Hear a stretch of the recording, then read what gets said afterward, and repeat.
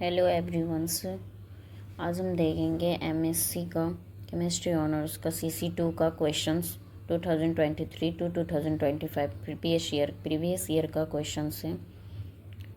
इसी टाइप का क्वेश्चन आता है। सबसे पहले हमको इंस्ट्रक्शंस पढ़ लेना है।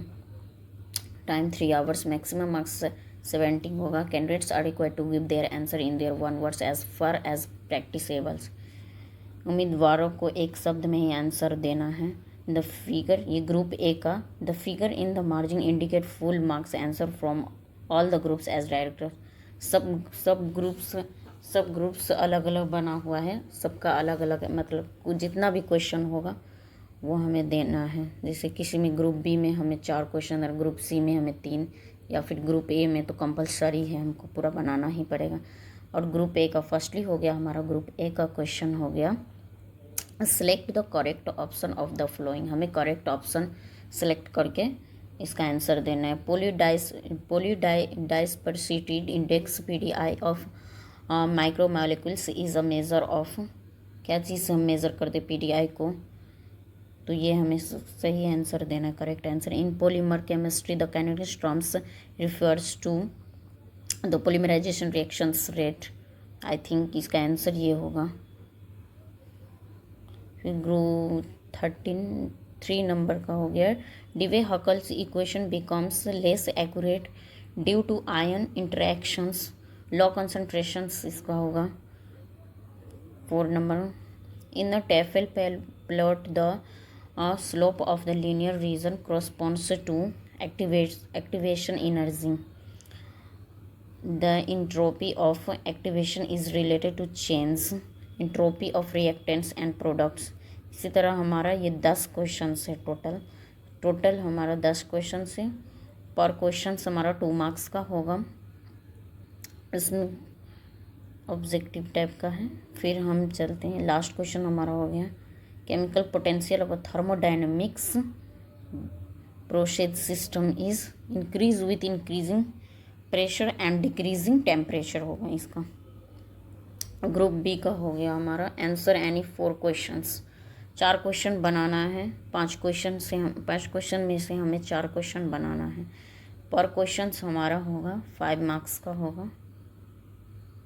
और polymer sample content, first question ये है, polymer sample contents 30% monomer having molecular mass 20,000 AMU and 70% monomer having 40,000 AMU. Calculate PDI of the polymer. Calculate PDI of the polymer. इसका आंसर हम देंगे जो आपको सटीक आंसर देंगे। जो आपको सिंपल लगे वो 4 क्वेश्चन बना लेना है ग्रुप बी में। सेकेंड क्वेश्चन का डिफाइन इलेक्ट्रोड पोटेंशियल, ये तो हमें उसमें पढ़े थे ना BSc में 12th का ही, इसी का हमको डीपली में लिखना होता है। डिफाइन इलेक्ट्रोड पोटेंशियल, इस सब का आंसर हम लिख करके अपलोड करेंगे। हमारे चैनल के साथ जुड़े रहिएगा। How is it related to chemical potential and activity. Right mechanism and dynamics of the consecutive and opposition reactions.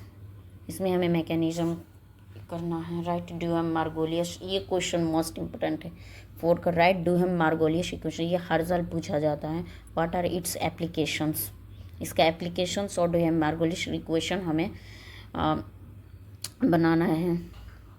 Explain the term partial function and mention its significance. इसमें हमें पार्शियल फंक्शन, ये भी question important है। ये question हमारे internal exam में भी पूछे हुए थे और फिर मेन एग्जाम में भी पूछे, एक्सटर्नल में भी। तो ये सब क्वेश्चन इंपॉर्टेंट है। इस सब का हम सारा आंसर लिख के अपलोड करेंगे। फिर हो गया हमारा ग्रुप सी का। ग्रुप सी का हमें 3 क्वेश्चन बनाना है। टोटल हमें 10 मार्क्स का होता है। Discuss kinetic of addition and condensation polymerisations हो गया। फिर derive Balmer equation and under Balmer equation under equilibrium and non equilibrium conditions. Explain in brief activated complex theory of reactions rate, ये 3rd number का question है। ये भी बहुत important question. Derive गिव्स Duhem equation and write its significations.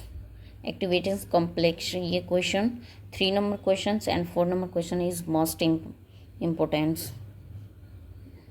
Drive Boltzmann distribution law and mention it's significations. इतना इतना आप लोग पढ़ लीजिएगा, पूरा मिलेगा। इसमें से टकराएगा ही टकराएगा।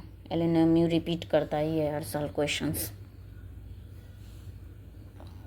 सो ग्रुप सी का हमारा हो गया 10 मार्क्स का। हमें अच्छे से आंसर लिखना है, ना ज़्यादा लिखना है ना ज़्यादा कम लिखना है। और फर्स्टली इंट्रोडक्शन में हमें बहुत अच्छे से एक्सप्लेन करना है, ताकि एग्जामिनर को ये ना लगे कि कुछ ये लिखे हुए, बीच में कुछ भी लिखेंगे तो हमें चलेगा, उसी के अकॉर्डिंग कुछ भी नहीं। जैसे केमिस्ट्री का जो क्वेश्चंस हैं उसी के इक्वेशन के अकॉर्डिंग थोड़ा मोड़ा मिस्टेक हुआ फिर भी चलेगा, बट फर्स्टली हमें first impression is the last impressions हमें करना है।